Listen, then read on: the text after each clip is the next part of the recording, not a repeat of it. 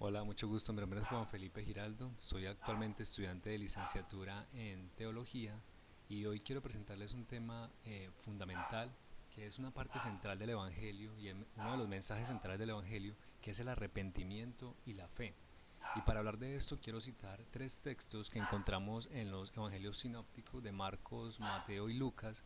El primero estaría en Marcos 1:15, que dice: el tiempo se ha cumplido, decía, y el reino de los cielos se ha acercado. Arrepiéntanse y crean en el Evangelio. El segundo texto está en Mateo 4:17, que dice: desde entonces Jesús comenzó a predicar: arrepiéntanse, porque el reino de los cielos se ha acercado. Finalmente está Lucas 24:47, que dice: y que en su nombre se predicará el Evangelio de arrepentimiento para el perdón de los pecados a todas las naciones, comenzando desde Jerusalén.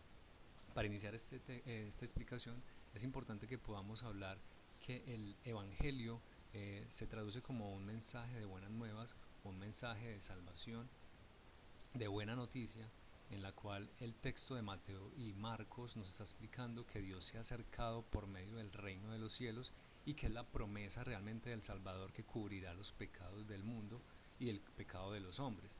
Pero este reino de los cielos que se acerca y que dice la palabra está conformado por un nuevo reino que tiene una nueva jurisdicción, que viene del reino soberano de Dios y que traerá salvación y traerá perdón como tal. Y esto se refleja en justicia, en amor, en misericordia, restauración, en sanidades y en muchos temas más que veremos en el desarrollo del tema. Es importante que podamos dar una contextualización de lo que vivía los escritores del evangelio, de los evangelios en el primer siglo. Digamos que para ese entonces, más o menos los evangelios fueron escritos entre el 70 y el 90 después de Cristo. Cabe resaltar esos datos porque en este contexto primero del primer siglo estaba totalmente influenciado por las corrientes de las culturas romanas y griegas.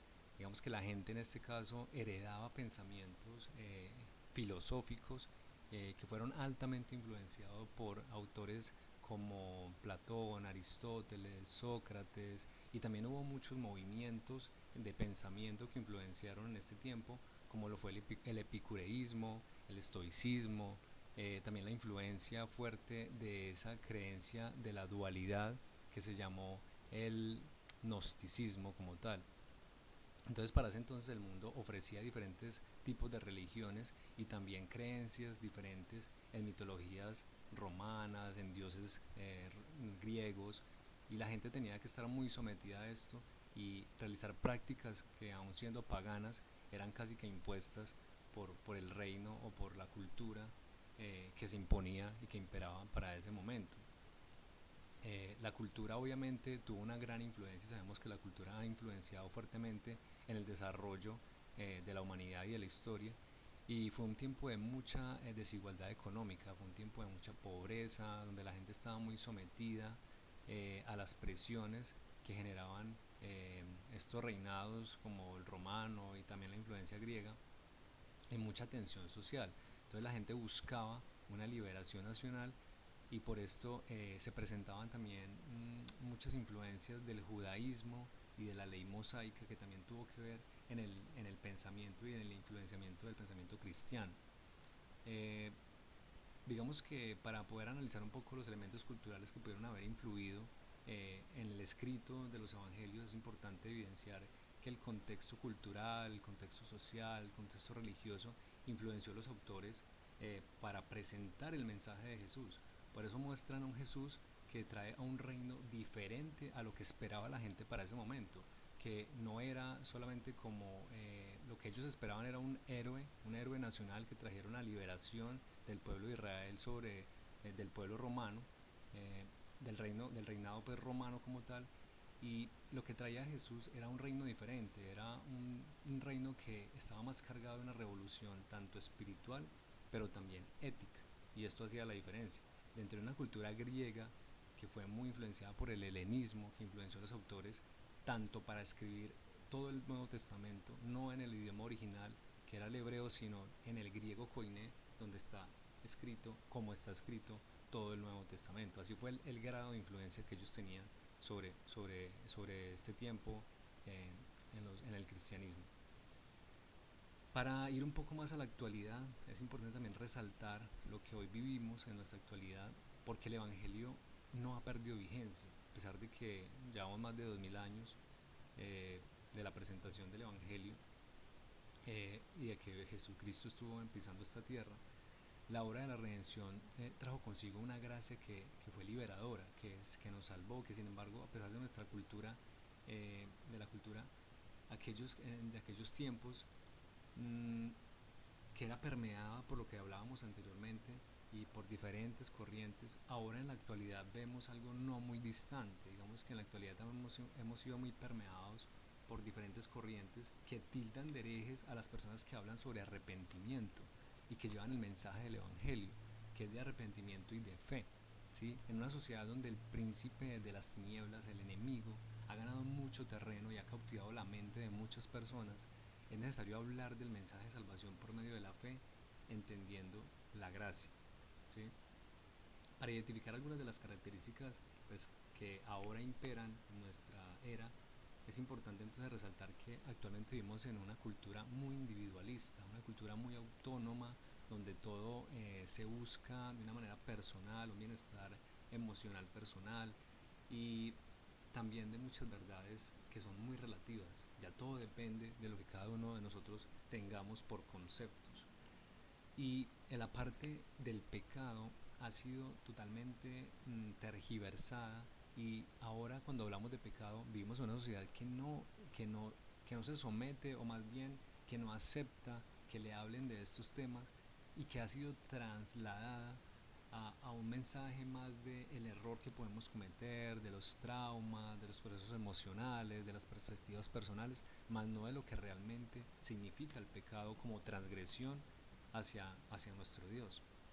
También el tema del arrepentimiento en la actualidad muchas veces lo vemos como un sentimiento de culpa, como lamentaciones por consecuencias momentáneas, y lo hemos llamado un arrepentimiento superficial, porque realmente no hay algo genuino en nuestro corazón, sino que es algo momentáneo que luego pasa y volvemos a nuestro antiguo yo, o a nuestras antiguas acciones que no traen transformación para nuestras vidas.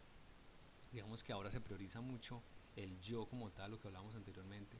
El yo se prioriza y todo está dependiendo de lo que yo sienta. Y hemos escuchado muchos mensajes en nuestra actualidad que nos dicen: haga lo que lo haga feliz, nadie puede decirte cómo vivir, hazlo como tú creas lo que dicte tu corazón está bien, y todo depende de lo que yo o los demás puedan sentir. O sea que la verdad absoluta que está en el Evangelio se ha transgredido a una verdad relativa como tal. Igual, hablando de la fe en la actualidad, también lo vemos como algo tergiversado a un sentimiento muy moralista y un sentimiento muy personal. Digamos que está muy relacionado con ser positivo, con creer en uno mismo, o una espiritualidad que no tiene un compromiso como tal de transformación del ser, sino que es algo muy pasajero.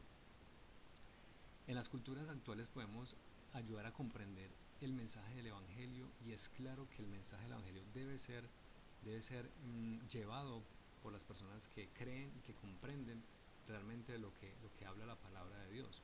El Evangelio de hoy puede ser un mensaje entendido como una búsqueda de identidad. Actualmente nos movemos en la búsqueda de la identidad: quién soy, de dónde vengo, para dónde voy, pero también la necesidad de encontrar paz, de encontrar gozo en medio de las dificultades, en medio del estrés, en medio de la incertidumbre que vivimos en la actualidad y de la ansiedad que nos da el día a día.